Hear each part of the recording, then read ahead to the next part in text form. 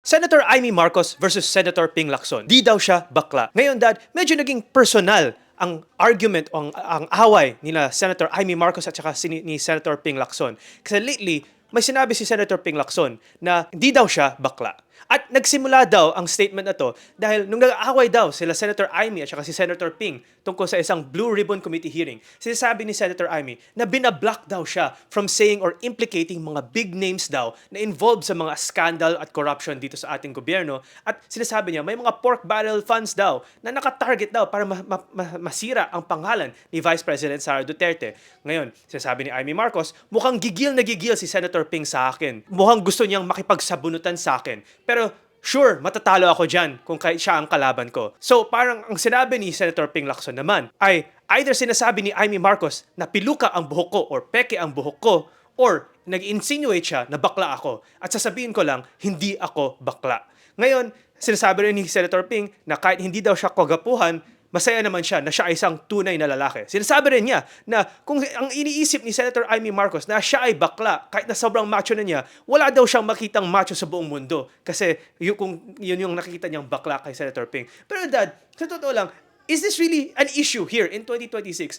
Does it really matter? Well, isa-isahin natin yung mga topics, no, para at least mas madaling maunawaan ng ating mga taga-panood, no. Una, siguro ang punto de vista dito, healthy ba na magkaroon ng mga pagtatalong ganito sa Senado, sa Kongreso? Definitely, it is very healthy that there will be arguments, no? There will be discussions and differences of opinion. Kasi nga kaya nga maraming hinahalal na senador at saka congressman para sa gano'n may balanse sa mga pananaw, sa mga paninindigan na kinakailangan ilatag para sa ikabubuti ng sambayanan at lipunan. So, it's good and healthy to have kumbaga arguments, discussions and debates of different opinions and point of view. So napakahalaga nito para magkaroon ng isang tunay na demokrasya ang ating sambayanan. Pangalawa, siguro ang sinasabi dito yung mga paratang lang ng bawat kampo, no? Kasi bawat isa sa kanila may paratang, no? So I think nabanggit yata ni Senator Lacson na mayroong mga budget na naka-allocate para kay Senator Amy Marcos na ilang bilyon. At ganun naman sinasabi naman ni Senator Amy Marcos na parang meron iniipit siya na magsabi at maglahad ng mga iba pang pangalan na kanyang babanggitin para sa ganon ma-expose yung mga gumagawa ng mga programa na laban kay Vice President Sara Duterte. So ito yung mga punto na kanilang pinagtatalunan. Ngayon, balikan natin another issue na binanggit mo. Ang kasarian ba ng isang politiko o ng isang tao na nasa politika, nakakatulong yun sa kanyang mga pagpapanalo sa kanyang boto, no? Bagamat tanggap na kasi ng lipunan natin ang mga LGBT, no? Kasi nakikita naman natin mas liberal na ang pananaw ng ating mga kababayan sa may mga kasarian na nasa gitna na sinasabi natin. Kasi pag sinabi mong gitna, hindi talaga sila lalaki, hindi talaga sila babae. So yan yung mga tomboy, yan yung mga gay na sinasabi natin na merong mga ganyang kasarian sa ating lipunan na tinatanggap na naman ng ating sambayanan. No? Kahit na sa Amerika, very liberal na sa ganyan. No? Kaya lang, pagamat tinatanggap, siyempre minority pa rin yan. So kung ikaw ay isang politiko na medyo nasa gitna ka, pero may kalaban kang lalaki o babae na maayos, medyo mas tagilid ka. So, ibig sabihin, ang preference kasi ng majority, siyempre, yung paring straight, no? Hindi naman nating nililiit o minamaliit yung ating mga kababayan na nasa gitna, yung mga tinatawag nating LGBT. Pero when it comes to popular votes kasi, siyempre, kung merong alternative choice, medyo mas dehado ka kung lalo na alternative choice is maayos at meron din paninindigan na kahanga-hanga. So, yun ang dahilan kaya very sensitive ang mga politiko na hindi sila matawag na gay, no? So, yun ang issue dito, whether tomboy or sinasabi nga natin bakla.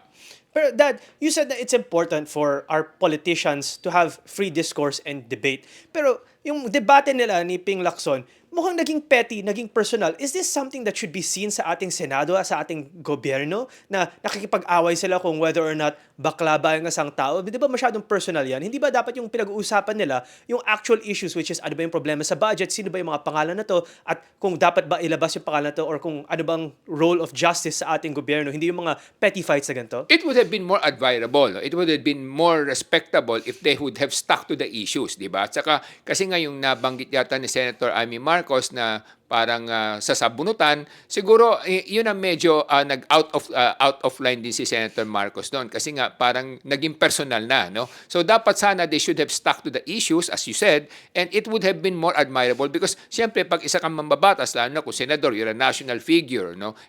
People look up to you, no? Not from the north to the south, no? From Apari to Holo, sabi nga nila, people look up to you because you're now a national figure, and they look up to you as a role model. So it would have been more admirable kung sana they stuck with the issues and the argument based on the parameters of those issues rather than talking about personal challenges between them, no? So yun ang naman ang mga naging paglihis dito. Pero it is healthy to have discussions, argument, and differences of opinion para sa ganun mas gumanda ang pagbabalangkas ng ating batas sa ating bayan. Ito naman siguro yung isa pang tanong, Dad. Kasi when it comes to these arguments and these petty arguments, alam ko na mas sa professional community siguro ng Pilipinas, mas gusto nila na maging professional ang ating mga government officials, na everything should be issue-focused, hindi dapat personalan. Pero do you think, Dad, na ginagawa rin ito or pinipilit rin ito ng mga ating mga government officials, mga senador, mga congressman, to be dramatic, to be over-dramatic, to be petty, para lang magkaroon sila ng mas maraming views, mas maraming media coverage kasi alam nila na siguro ang madlang tao, ang mga madlang Pilipino, mas gusto nila yung drama at saka mga spicy na gantong pag-aaway sa TV station. Tama rin naman yun, no? Pero siyempre, kahit na ikaw ay politician at alam mo meron kang katungkulan at may responsibilidad sa lipunan, tao ka rin naman kasi minsan nadatangay din yung damdamin sa galit, sa inis, di ba? May nasasabi ka rin minsan na lumilihis ka. Pero normal lang naman yun bilang isang tao. Pero pangalawa, katulad sinabi mo, siyempre, kasi karamihan sa ating mga botante, siyempre, medyo mas sila, mas natutuwa sila sa mga ganito.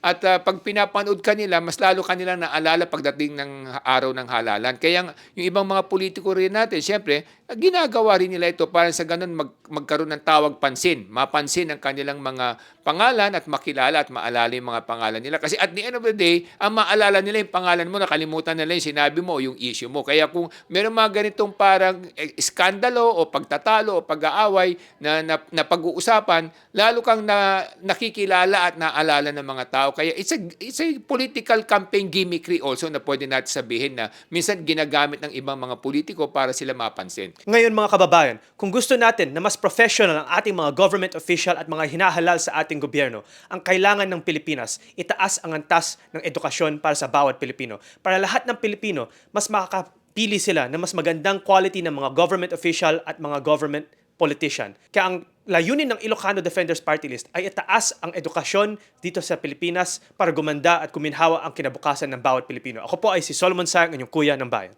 Ang aming pong sinusunod at pinaglalaban, mabigyan ng libreng edukasyon ng ating mga mamamayan para sa ganun magkaroon sila ng maayos na pagkakataon, umudlan ng kanilang kabuhayan at maging mas masagana ang kanilang kinabukasan. Ako po si Michael Sang, yung dad ng bayan.